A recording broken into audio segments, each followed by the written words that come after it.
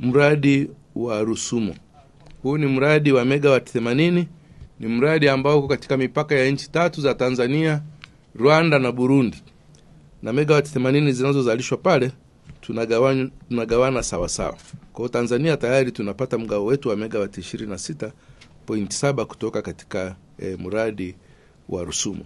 Mwaka 21 mradi huu ulikuwa umefikia 80%. Sasa tunavyoongea umefikia 99.9 na unazalisha umeme.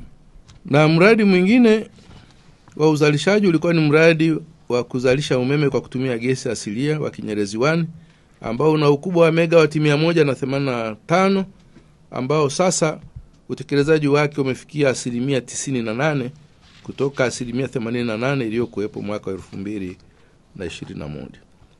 Lakini pia tunao mradi wa kuzalisha umeme kwa kutumia mionzi ya jua, yani solar energy. Mradi wa megawati 150 kule Kishapu, Shinyanga, ulikuwa wa awamu 2. Awamu ya kwanza ikiwa na megawati 50 na ambayo inatarajia kukamilika mwezi Agosti mwaka huu 2025, na awamu ya pili ya megawati 100 ambayo ujenzi wake utaanza baada ya hii awamu ya kwanza ya megawati 50 kukamilika. TANESCO, tunayaangaza maisha yako.